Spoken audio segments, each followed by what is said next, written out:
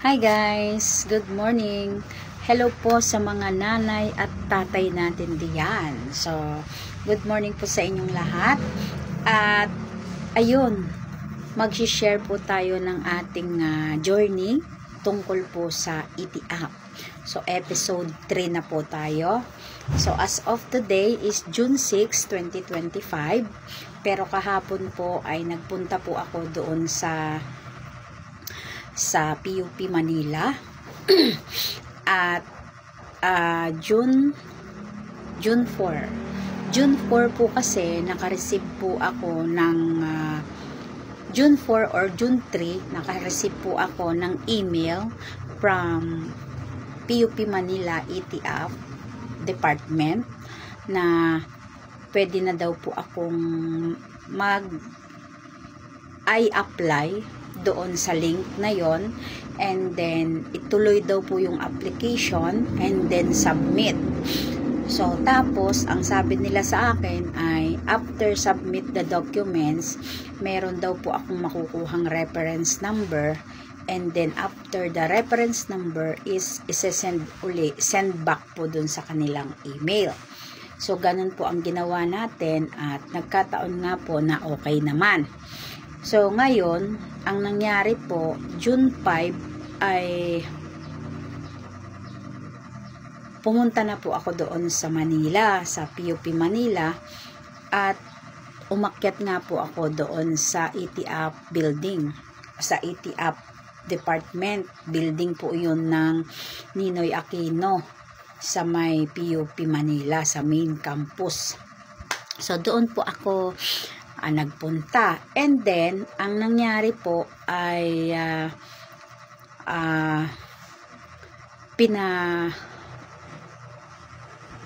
pina-check yung aking papel. Kasi naka-folder po yun, no? May folder po na binigay doon, and then tinitignan po nila yan. Once, tapos may mga OJT doon na pinakuha nga po yung aking papel, yung aking folder. So, pagkatapos nun, chinek nung admin office, si Sir Nixon, chinek niya kung ano yung mga ike-carried niya doon. So, ngayon, yung mga asterisk, sabi niya, yun yung mga iti-take namin. So, ngayon po, ang nangyari, binigyan po ako dito ng papel. Ayan. Equivalency po siya. Sabi niya dito, equivalency and accreditation form. So, dati po siyang 20, ang nakalagay dito, 20 na subjects. So, kung 20 po ang subjects natin, time is 33, magiging 66 na po. Tapos, ang nangyari po dito ay more on, kasi since 2018 po ay nagbi-business na po ako. Mahilig na po talaga ako mag-business. So ito pong ating business ay naka-registered po sa DTI, BIR, registered po tayo. Ngayon po ang nangyari ay yun po yung nilagay ko sa aking curriculum vitae or yung tinatawag nating resume. So, ayun po mga mi, ang pagbabasa ko naman po dito ay nakalagay po siya, puro business po yung na-credit dito.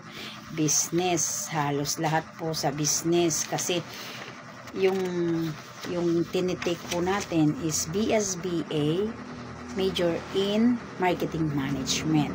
So, ang nangyari po ay nag-swak po yung ating course sa ating business ngayon. Ano po? So, swak po siya. Sa awa po ng Diyos ay binigyan tayo ng pagkakataon ng PUP Manila at ng pagkakataon din ng Diyos na makuha natin yung ating bachelor's degree. So, yun po nga po ay hindi naman po masyadong kamahalan, pero kung sobra po kayo sa 15 units, ay 15 subjects, siguro po ay mataas na po yung tuition.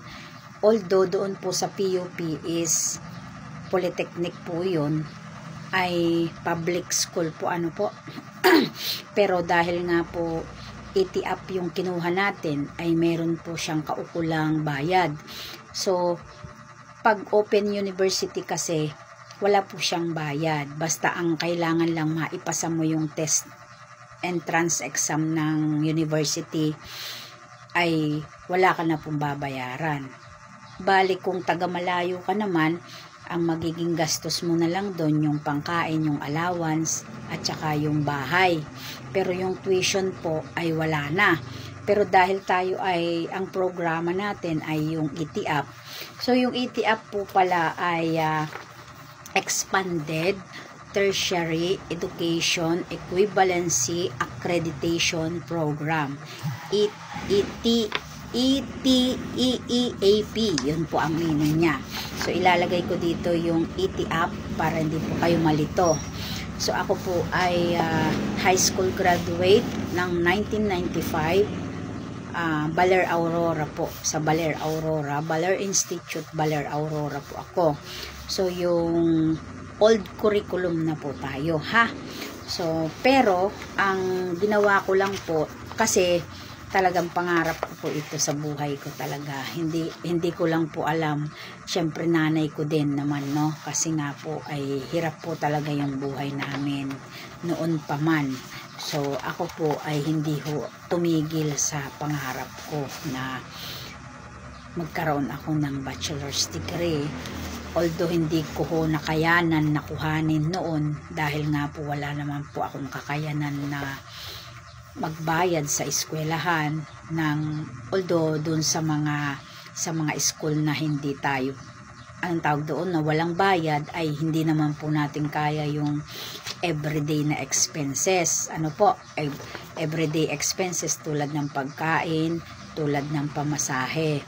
Kung taga malapit naman ay di ganyan lang po, ay kung taga malayo ka, magbo-board ka. So hindi ho natin kaya. At the same time nung wala pa po akong anak at asawa ay tawag dito ay pagkain ko lang po talaga ang kaya kong i-provide. So nag-Maynila ako, nagpunta ako kung saan-saan, and then eto na, after 30 years of graduate ng high school, ay maisasakatuparan na po natin ang ating pangarap sa tulong ng Diyos, sa tulong ng PUP Manila, at syempre sa lahat ng mga customer ko na bumibili po ng ating mga produkto. Salamat po sa inyong lahat.